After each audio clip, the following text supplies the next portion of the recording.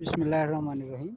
We were discussing about the matters which court shall not consider or which be neglected while determining the compensation, right? As we have discussed first, when the land is acquired in the degree of urgency, then no compensation will be paid to the person from whom the land has been acquired. Secondly,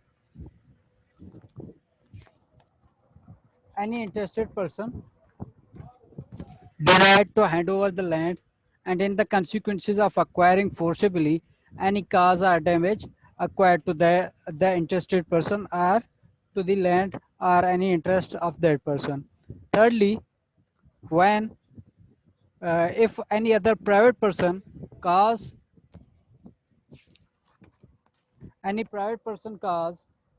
any injury, no suit will be brought by that private person against that private person. That's why that cannot that that acts should not be considered for the compensation. Thereafter, we have those damages which has been accrued to the uh, acquired land after the declaration has been made under section 6, or in any consequences use of which that depends upon this situation कि जब हम ज़मीन acquire कर ली और declaration हो गई, उसके बाद अगर ज़मीन को जो भी नुकसान हुआ तो उसका हर्जाना इंटरेस्टेड पर्सन या जिससे हमने प्रॉपर्टी परचेज की है वो क्लेम नहीं कर सकेगा, राइट। और अगर कोई फॉर एग्जांपल हमने एक बंदे से लैंड अक्वायर की है, इसकी वजह से जो पड़ोस वालों की ज़मीन है उनकी रेट अब इंक्रीज हो गई, उनकी मार्केट वैल्यू बढ़ गई। सो इस सिचुएशन में भी we can not claim damages or compensation for that change because वो acquire होते वक्त नहीं था और ये acquire होने के बाद इसमें इंक्रीज आई है। अक्सर आपने देखा होगा कि अगर कोई वीरान सी जगह है तो उसकी मार्केट वैल्यू कम होगी एज कम्पेयर टू दोस्त जहाँ पे आपका बाईपास या रोड या ऐसी कोई बड़ी इंस्टीट्यूशन बन रही हो। सो पहले तो वहाँ पे मार्केट वैल्यू कुछ भी नहीं था, जब हमने वहाँ पे बाईपास बनाने के लिए आपसे लैंड अक्वायर किया और बाईपास का काम स्टार्ट किया तो अब जाके उसकी मार्केट वैल्यू बढ़ गई है। तो अब आप इस पर क्लेम नहीं कर सकते कि जनाब अब आप मेरी ये एस्टीमेट जो है वो बढ़ा दें। Thereafter, when any improvement made by the collector, collector ने कोई ऐसा काम किया जिसकी वजह से मार्केट वैल्यू में अगर इजाफा आ गया तब भी हम इसके ऊपर क्लेम नहीं कर सकते बिकॉज कि वो इम्प्रूवमेंट या वो चेंज या वो पॉजिटिविटी या वो इंटरेस्ट हमारी वजह से नहीं आया।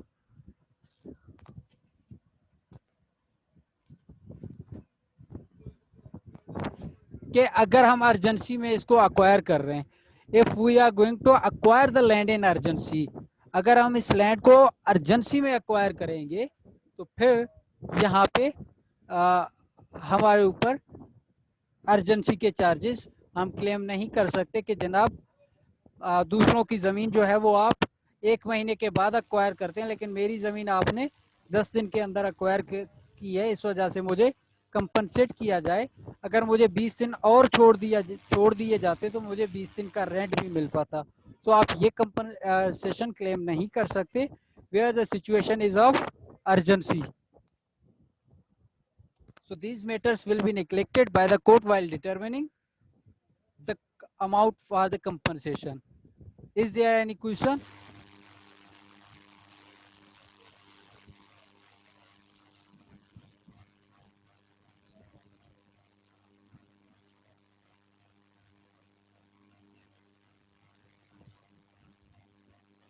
Okay. Thereafter, we have section 25 rule as to amount of compensation. Remember one thing, this is very technical point. For your kind understanding, I am going to read word by word because it's most technical and important one. When the applicant has made a claim to compensation pursuant to any notice given under section 9, the amount awarded to him by the court shall not exceed the amount so claimed. अब एक बंदा है, उसने कहा कि जनाब मेरा जो नुकसान हुआ है वो 5,000 रुपये का हुआ, राइट। अब कोर्ट उसे 5,001 रुपया भी नहीं दे सकती। मैक्सिमम अमाउंट वही कंसीडर किया जाएगा जो वो बंदा खुद क्लेम कर रहा है, right. Second situation is that when applicant has refused to make such claim or has omitted without sufficient reason to make such claim, the amount awarded by the court shall no case exceed the amount awarded by the collector। अब situation ये आया कि उस बंदे को कहा गया कि जनाब आप कितनी अमाउंट है, मगर उसने चुप किया, कहता कि कोर्ट जो आप मुझे अमाउंट कंपनसेशन की देंगे मैं वही कबूल कर लूंगी। सो अब कोर्ट को ये लग रहा है कि जनाब कलेक्टर ने इसे 3,000 रुपये दिए, मगर इनका जो नुकसान हुआ है वो 10,000 का हुआ है, लेकिन फिर भी कोर्ट कलेक्टर के अवार्ड किए हुए अमाउंट को एक्सीड नहीं करेगी, वो उन्हें मैक्सिमम जो है वो 3,000 ही देगी, right. Third situation is that when applicant has omitted for sufficient reason to make such claim, the amount awarded to him by the collector shall not be less than and may exceed the amount awarded by the collector। अब यहाँ पे क्या है, या इन दोनों में एक situation है कि वहां पे उसके पास कोई सफिशिएंट रीजन नहीं था, हमने उनसे पूछा था कि भाई आप बता दें, मगर उन्होंने कोई रिस्पांस नहीं किया। यहाँ पे क्या हुआ, यहाँ पे ये हुआ कि हमने उन्हें नोटिस भेजा, उन्होंने कहा कि सर मैं अभी फॉरेन कंट्री में हूँ, मैं जैसे ही वापस आ जाता हूँ आप मुझे 2 दिन का टाइम दे दें, मैं आके अपना क्लेम फाइल कर सकता हूँ। मगर हुआ ये कि वो आया तो उसकी रास्ते में एक्सीडेंट हो गया। सो वो 2 महीने के बाद जाएगा कि सर ये जो कंपनसेशन आप मुझे दे रहे हैं ये मेरा सही नहीं है, मुझे इससे ज़्यादा दें। तो इन सिचुएशन में कोर्ट क्या करेगी कि उन्हें जो मिनिमम अमाउंट देगी, किसको, उस एप्लीकेंट को जो क्लेम कर रहा है, वो कम से कम उतनी होगी जितना कलेक्टर ने अवार्ड किया, उससे कम नहीं करेगी। In short we have 3 rules as to amount of compensation. The amount shall not exceed, remember the amount shall not exceed the claim of applicant। Applicant ने जितना क्लेम किया हम उन्हें उतना ही अमाउंट देंगे। Second and third situation is similar where the applicant has omitted to claim, to put his claim or to brought his claim before the court, but in the first situation वो उनकी अपनी गलती की वजह से, उसकी omission की वजह से उन्होंने जानबूझ के अपना क्लेम नहीं रखा, सॉरी। तो इस सिचुएशन में कोर्ट क्या करेगी कि मैक्सिमम जो है वो उतना देगी जितना कलेक्टर ने अवार्ड किया है। और दूसरे सिचुएशन में जब वहाँ पे उसके पास सफिशिएंट रीजन से सफिशिएंट काज है तो उन्हें कम से कम उतना अमाउंट देगी जितना कलेक्टर ने दिया है, उससे कम नहीं करेगी। Is it clear?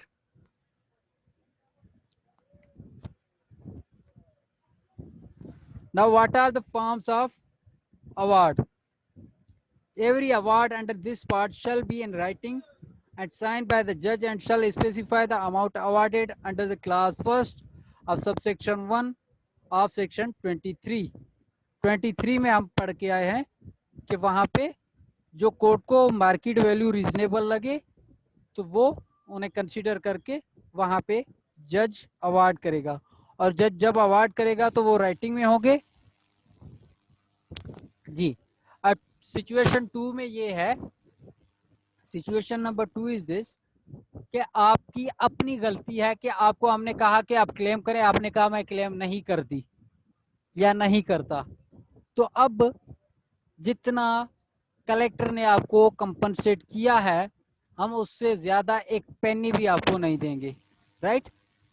अब अगर आपने क्लेम किसी और बंदे के थ्रू, सॉरी, जब आपने क्लेम करने के लिए कोशिश की है मगर सफिशिएंट रीजन थे जिसकी वजह से आप अपना क्लेम ना ला सके, तो हम आपको मिनिमम उतना अमाउंट देंगे जो आपको कलेक्टर ने दिया है, उससे ज्यादा हो सकता है, उससे कम नहीं होगे। अगर आपका रीजनेबल ग्राउंड है तो रीजनेबल सिचुएशन है कि आप क्लेम ना कर पाए, और अगर आपके पास कोई रीजनेबल ग्राउंड नहीं है, कोई रीजनेबल सिचुएशन नहीं है कि आपने जानबूझ के क्लेम नहीं की, तो फिर आपको कलेक्टर के अवार्ड की अमाउंट से ज्यादा नहीं मिलेगा। Is it clear?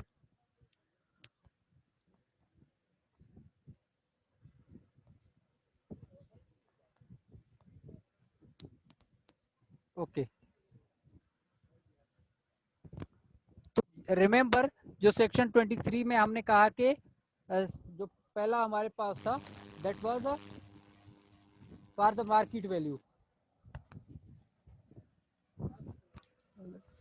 पहले हम मार्केट वैल्यू को डिटरमिन करेंगे, तो कोर्ट के पास ये अख्तियारात हैं कि वो मार्केट वैल्यू का अलग लिखेगा, बाकी जितने हमारे पास कंपनसेशन होंगे उनके अलग अलग। फॉर एग्जांपल अगर आपके पास स्टैंडिंग क्रॉप्स हैं तो वहां पे मेंशन करेगा कि भाई स्टैंडिंग क्रॉप्स पे 20 रुपये और लैंड अक्वायर करते हुए इन्हें ये नुकसान हुआ है, उसके इतने पैसे, इसके इतने पैसे, तो उसके बाद टोटल सम करके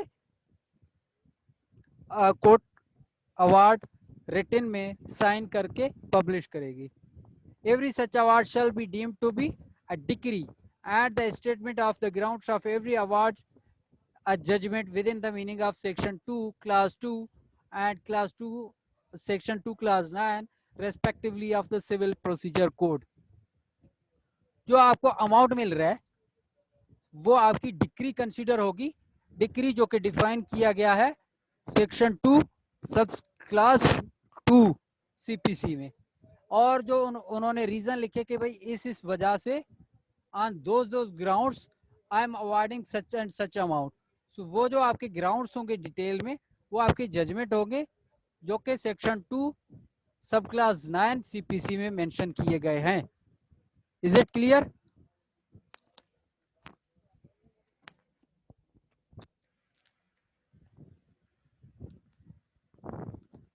इज देयर एनी एम्बिग्युइटी या क्वेश्चन? Please come forward.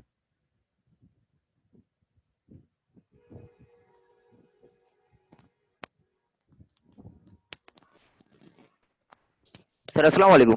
वालेकुम अस्सलाम। सर सर हिकिड़ी ॻाल्हि सम्झ में कोन पई अचे सर। प्लीज। सर जेको 23 सेक्शन आहे हुनमें जेको तव्हां जेको प्रोविज़ो आहे, प्रोविज़ो में जेको क्लास 2 जो जेको फोर्थ आहे उनजी सर थोरो ॿुधायो, मतिलबु त उनजो छा मतिलबु आहे?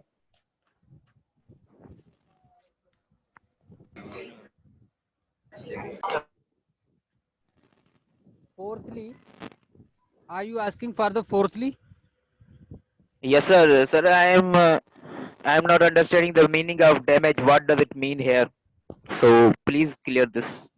Damages means share the harms, नुकसान। जो आपकी पोजीशन लेते हुए आपका जो भी नुकसान हुआ वो आपको कलेक्टर देने का पाबंद होगा, और कोर्ट इसे डिटरमिन करेगी कि कितनी आपको कितना नुकसान हुआ है while taking the possession of land। But sir, in last class, if I am not wrong, when you were reading the section 23, you were taking the meaning of damage means compensation, and section 24 you have described this damage as a loss. So if I am not wrong, please clear this thing. Remember one Whether thing, the word ji ji, yes sir I got your question, कि जहाँ पे आपका damage होगा आपको compensation वहीं पे मिलेंगे, right? yes sir और जो yes सेक्शन sir 24 है वहां पे आपको लॉस हुआ होगा, मगर you can not claim the compensation. No doubt आपको yes sir लॉस हुआ है, आपको डैमेज हुआ है, but you can not claim the compensation as mention in section 24। और अगर 23 में जहां पे वर्ड डैमेज यूज हो रहा है तो वहां पे आप इंटाइटल होंगे कंपनसेशन के लिए। अच्छा sir, thank you sir. Okay, is it clear now?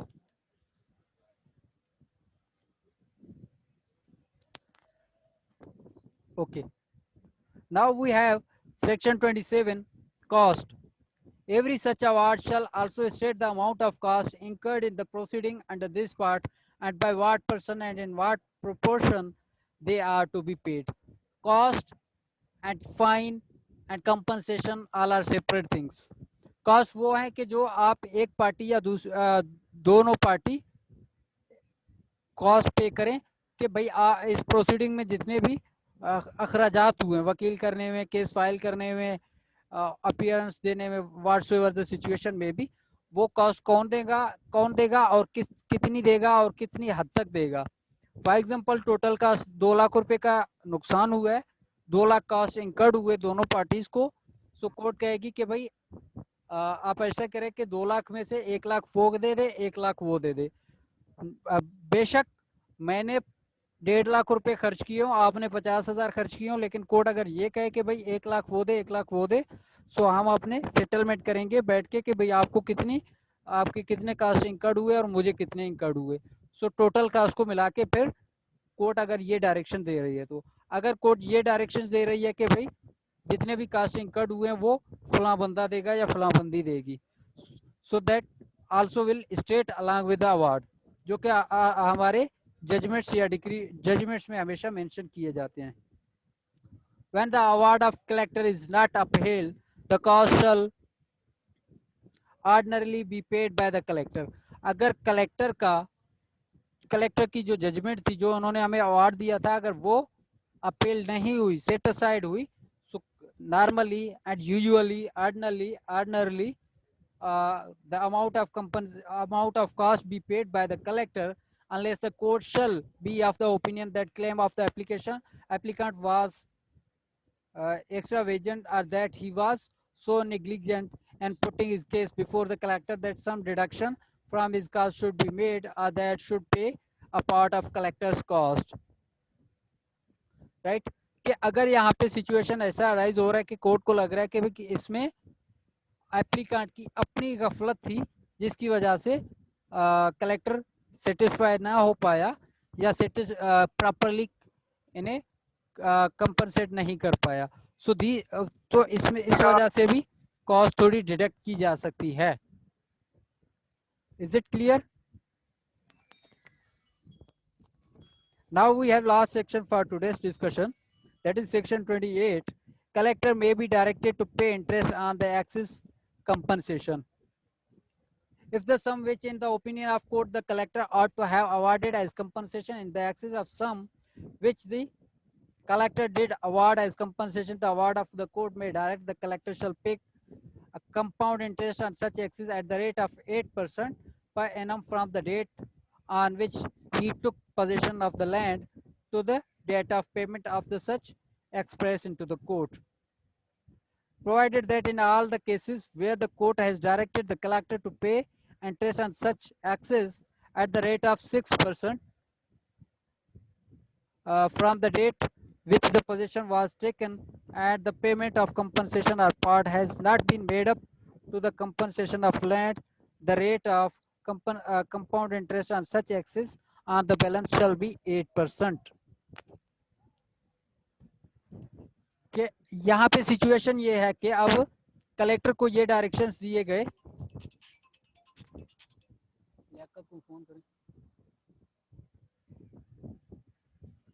am I audible to you all? Yes, sir. Okay. So in all situation, court, roll number 46, Bhagwari, kindly switch off your mic.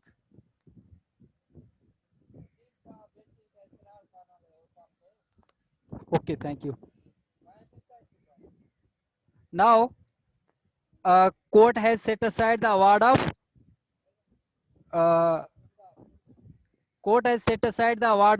collector. Then what we have to do?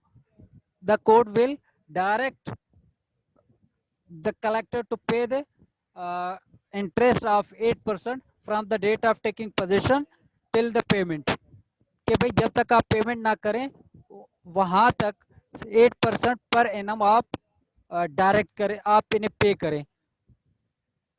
In other words कि जिस दिन से आपने position ली है उस दिन से लेकर टिल द पेमेंट, जो एक्सेस अमाउंट है, जितनी आपने अवार्ड दिया है उसको छोड़ के बाकी जो अमाउंट ज्यादा कोर्ट दे रही है उस पे 8% पर ईयर आपको देना पड़ेगा।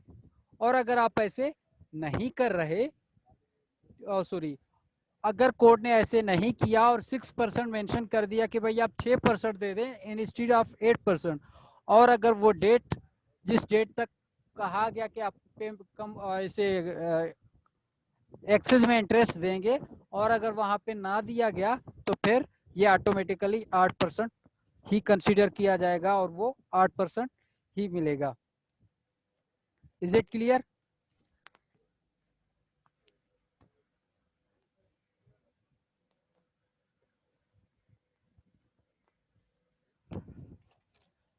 Is it clear?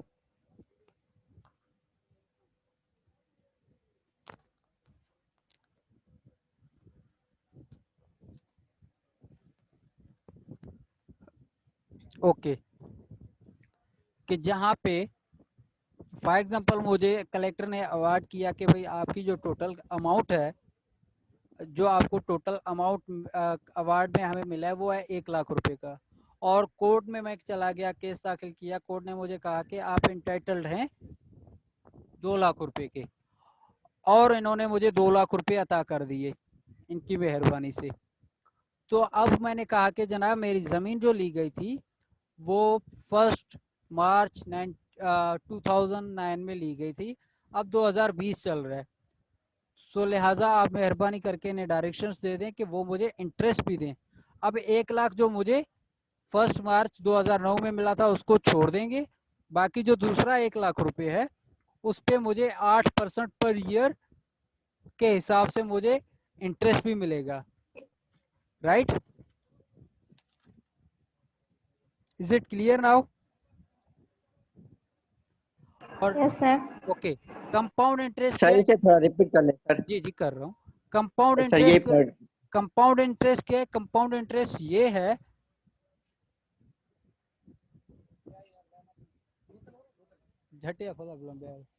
सॉरी, जब कंपाउंड इंटरेस्ट क्या है, कंपाउंड इंटरेस्ट ये है कि अब यहाँ पे फॉर एग्जांपल के फर्स्ट ईयर में 1 लाख के ऊपर मैं अगर 10% दे रहा हूँ तो 1,10,000 हो रहे हैं, तो अब जो नेक्स्ट इंटरेस्ट लगेगा सेकंड ईयर में वो 1,10,000 के ऊपर लगेगा, सिर्फ 1 लाख के ऊपर नहीं लगेगा। सो 1,10,000 के ऊपर लग गए तो ये 11,000 हो गए। अब टोटल अमाउंट कंसीडर किया जाएगा 1,21,000, तो 1,21,000 के ऊपर दोबारा इंटरेस्ट लगेगा, राइट? सो ये है कंपाउंड रेट, कि इंटरेस्ट के ऊपर भी इंटरेस्ट लगेगा अगर आपने टाइम पे नहीं किया। और जहां पे कोर्ट ने 6% पर एनम फिक्स किया,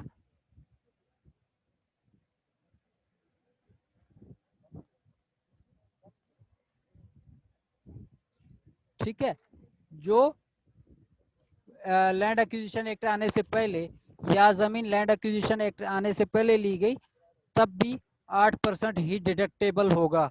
या अगर एक केसला है कि अगर वहां पे टाइम लिमिट फिक्स किया गया कि आपने 2 साल के अंदर विद इंटरेस्ट 6% के साथ इन्हें पे करने हैं, अगर उसने वो 2 साल पूरे हो गए और उसने वो अमाउंट पे नहीं की इंटरेस्ट के साथ, तो ये कंसीडर किया जाएगा कि अब से 8% पर ईयर डिडक्टेबल होगा। Is it clear now?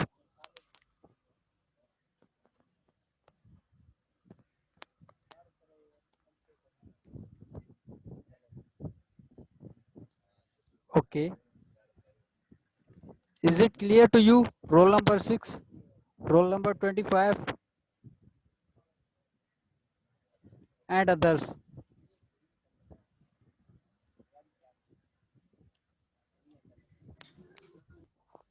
Okay, we have two, thank you, we have two little bit but interesting sections 29 and 30.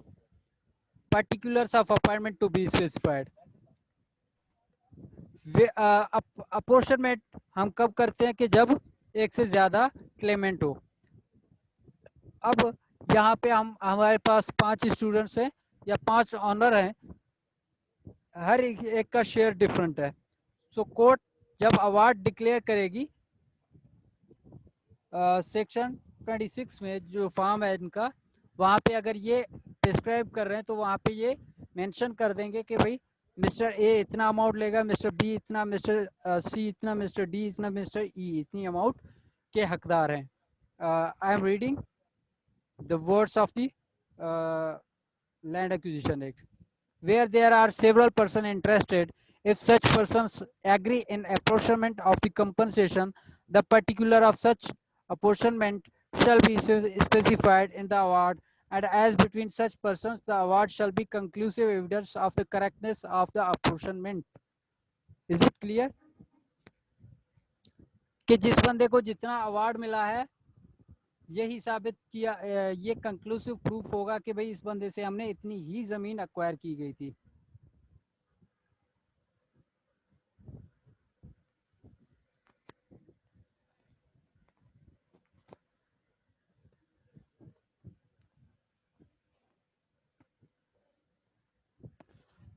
और आपको we have as we have discussed के सेक्शन 11 में हमने अवार्ड को डिस्कस किया था कि वहाँ पे हम अपोर्शनमेंट को प्रिस्क्राइब करेंगे. अगर कलेक्टर ने सेक्शन 11 के तहत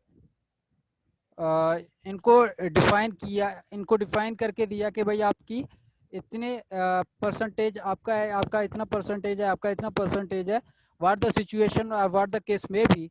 सो अगर उनमें से कोई बंदा या बंदी उससे एग्री नहीं कर रहा तो वो कलेक्टर को एप्लीकेशन मूव करेगा.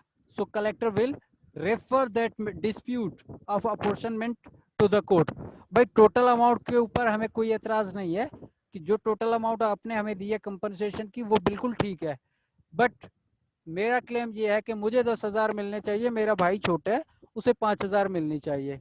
लेकिन कलेक्टर ने कहा कि आप दोनों भाई हैं, छोटे बड़े की कोई तमीज नहीं है, इस वजह से आपको 7.5 उसे मिलेंगे, 7.5 आप मिलेंगे.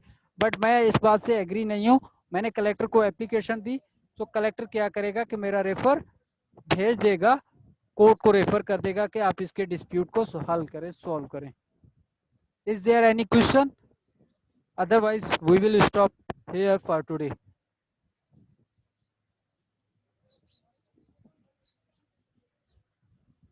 Forum is open for the questions and answer. Remember, question आपके क्लास में से कोई एक स्टूडेंट करेगा या करेगी, सो आंसर आप में से ही देने पड़ेंगे. और जहाँ पे कोई मिस्टेक हो या गलती हो या कोई एरर हो, सो वहाँ पे इंशाल्लाह कोशिश करके करेक्ट करूँगा.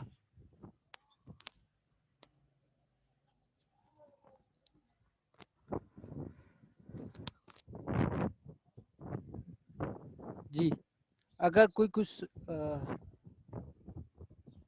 जी, सेवरल पर्सन में ये है कि एक ज़मीन है जिसमें आप और मैं और 2 और लोग, हम टोटल 4 लोग उस ज़मीन के ऑनर हैं, राइट?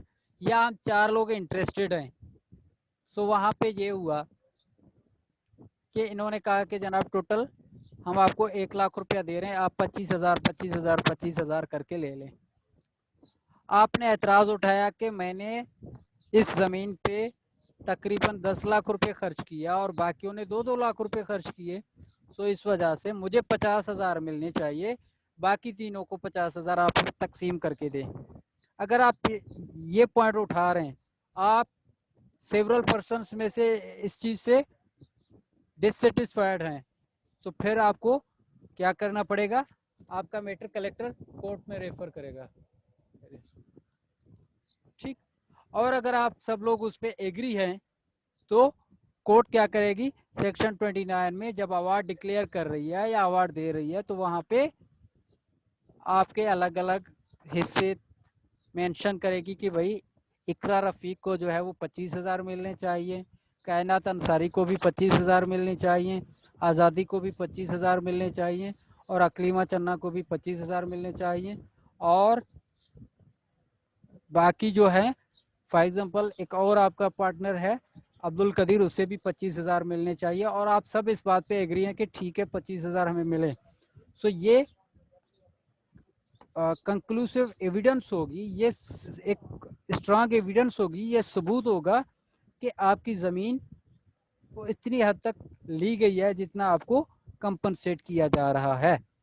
अगर आप कंपनसेशन से या अवार्ड से एग्री हैं तो इसको तो हम यही कंसिडर करेंगे कि आपसे जो ज़मीन हमने ली है वो इतनी पोर्शन की ली है जितनी की आपको हमने ज़मीन दे दी है. Can collector give decision himself are only referred to the court in section 29. देखें, कलेक्टर के पास पावर है सेक्शन 11 में। सेक्शन 11 में अगर वो डिस्प्यूट सॉल्व नहीं हो पा रहा तो सेक्शन 30 के अंदर रेफर करेगा, 29 के अंदर नहीं। 29 में ये 29 में सिर्फ और सिर्फ इतना है कि जब सारे लोग एग्री हों उस अमाउंट पे जो कोर्ट अवार्ड कर रही है तो उस अवार्ड में आपका पोर्शन भी मेंशन किया जाएगा।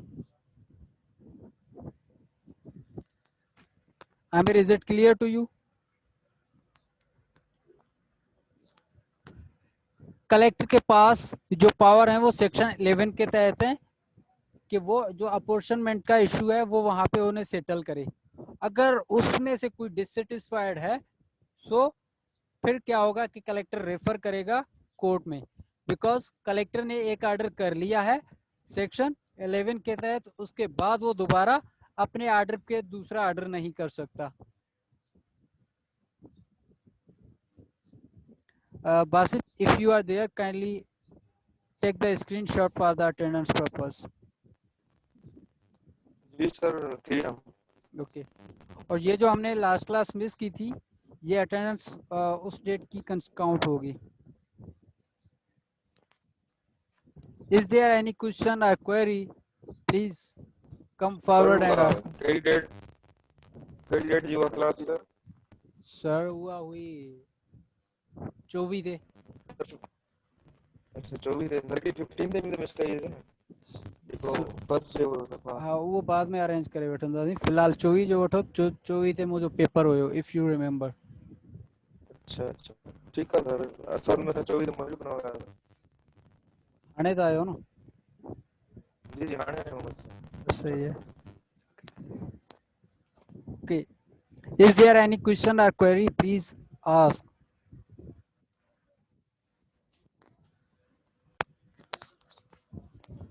We have only 2 minutes.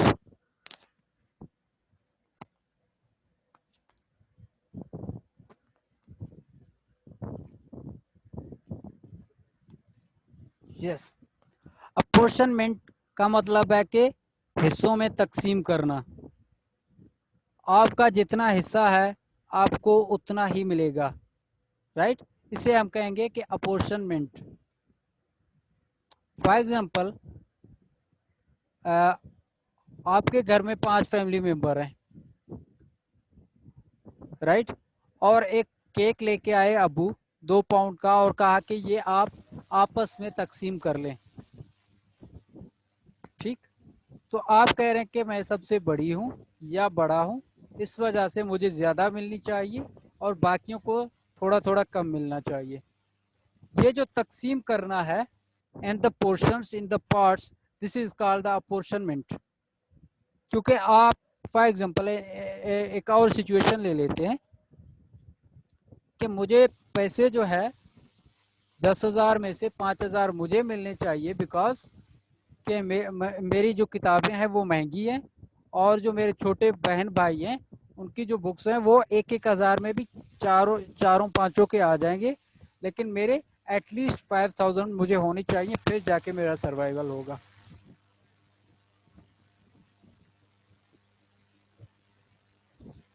Another case कि आप कह रहे हैं कि मुझे 1,200 रुपये दे दे, मैं अपना नेट पैकेज करवा लूंगा। Why? No no no no, यहाँ पे कंप्लेन नहीं है। जो आपको हिस्सा मिल रहा है ना, आप उस हिस्से से मुत्तफिक हैं या नहीं है, दिस इज अनदर थिंग। जो आपको जो पोर्शन में डिवाइड हो रहा है, this is called the apportionment. जो हिस्सों में तकसीम हो रहा है, this division is called the apportionment. और जाहिर सी बात है कि अगर उनमें से कोई एक या तमाम, ये जरूरी नहीं है कि अगर आपने जिस तरीके से केक के हिस्से किए तो सबको एतराज हो, बाकी 3-4 ने कहा कि ठीक है, लेकिन एक ने कहा कि नहीं भाई मैं तो ये जुल्म, ये ज्यादती बर्दाश्त नहीं करूंगा, आप मुझे मेरा हिस्सा पूरा दे दे, बाकी जाने और उनका काम जाने। या हो सकता है कि सबने कहा हो, but the word apportionment means कि एक चीज है उसको आप पोर्शन में तकसीम कर रहे हो, आसान लफ्जों में तकसीम करना। Is it clear? ओके,